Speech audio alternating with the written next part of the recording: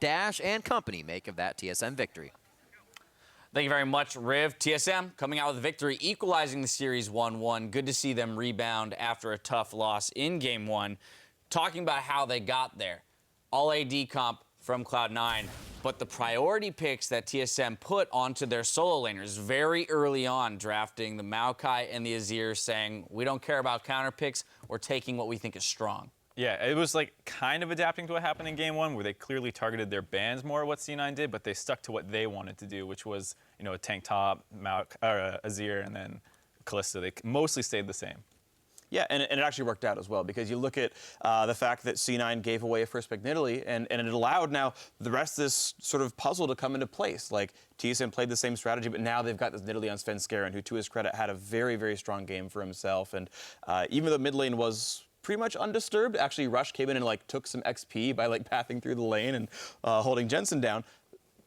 Azir won the lane matchup early on, and then withstood all the damage post 6 against Zed. And so he got to be a team fight monster, deal double the damage of anyone else on his team, and Bjergsen just went off on Azir, where he won a lane that's hardish to win, and then carried team fights. Yeah, and I think TSM's pick and ban was really good because they banned out 2 globals. They immediately changed their strategy and say, we don't want to play against that anymore. We're obviously weak to that. And then they say, okay, well, we're just going to go full team fight, try to group as 5 when we can. And they only ban out Lee Sin as a jungle pick.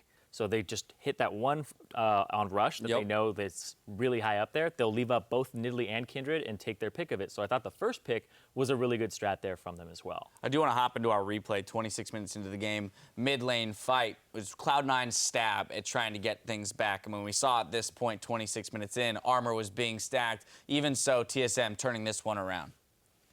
Yeah, armor was stacking. We're going to see Bjergsen, he's actually just going to be a big man right here. Jensen goes in, immediately actually pushes Jensen away from Svenskeren. The ultimate from Rush comes down, and Bjergsen just buying time at this point. Jensen jumps back in, and Rush goes off to back on the side. But now the TPs are in. Bjergsen puts the turret up mid-combat, and Svenskeren has the courage to come back in. Ends up getting taken out by Sneaky there, but Hauntzer is now causing so much havoc in the middle of the fight. He's able to lock up balls, and then he flashes and gets 2 there, because he sold him out. Yeah, I don't know. Why would you do that to him?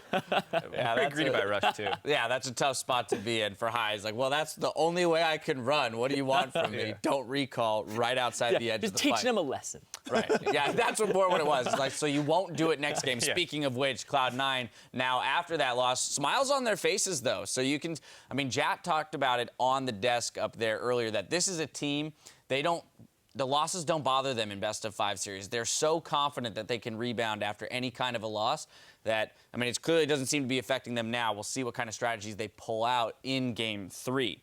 Do you got something you want to throw in? Yeah, I do want to talk about how Cloud9, we know coming into this that they're the worst team at placing and clearing wards. So far in these 2 games, they have placed 42 less wards than TSM between the 2 games, averaging about 20 less per game.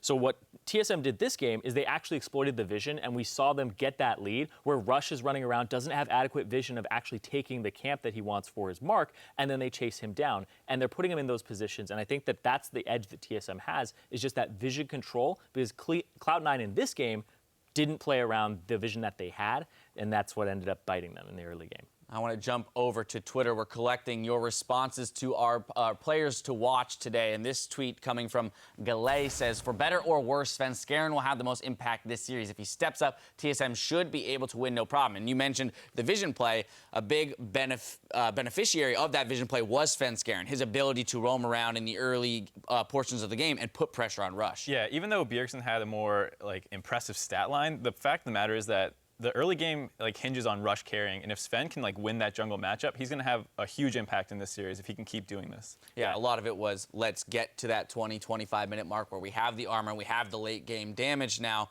and that a lot of that was resting on Sven's shoulders. Rush not able to do it with the Kindred this time around. So I'm very curious, if anything, to see how the jungle matchup continues to evolve in this game, as we've seen Rush on Kindred twice, and it seems pretty clear to me he's not going to get Lee Sin. Yeah, I mean, to me, I think the more important part of this entire game, certainly the junglers can have different impacts and gold leads happen, but it's been more macro-focused. Game 1 was won because TSM took a really terrible team fight and gave map control away.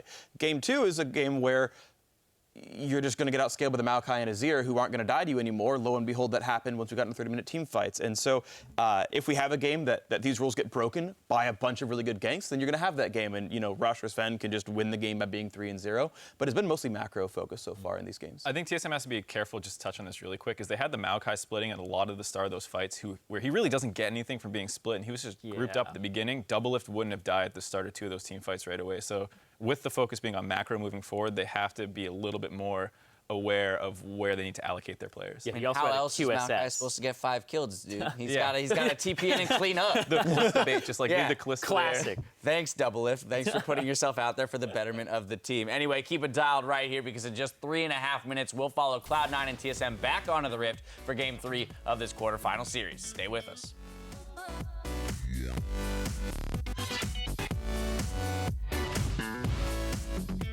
Just be like Yamato Cannon. Can you do like Yamato Cannon? Just believe. Not gonna do that. Focus on your game. Sven's getting back in. Depth charge forces him out. And Yellowstar is trying to help him over the wall. Hanser gets a kill with Vengeful Maelstrom. Oh, he still has W. He still has W. He has X-Drinker. He might be dead. He has Flash. Nice. Good shit. I'm building tower. I'm Zonia's. I'm Zonia's. Right. I feel for you after. I'm gonna flash down. After. Your teammate. Kill him. Your teammate. Come on, Brom. We win this. We win this. Oh, dear. Usually when you're dead. Usually when you're dead. Oh, wait a minute. I got him. Oh, he got him. You gotta be kidding me. Lucian. Nice. Keep going. Kindred. Yeah, I got him. As TSM takes game 2. Cloud9.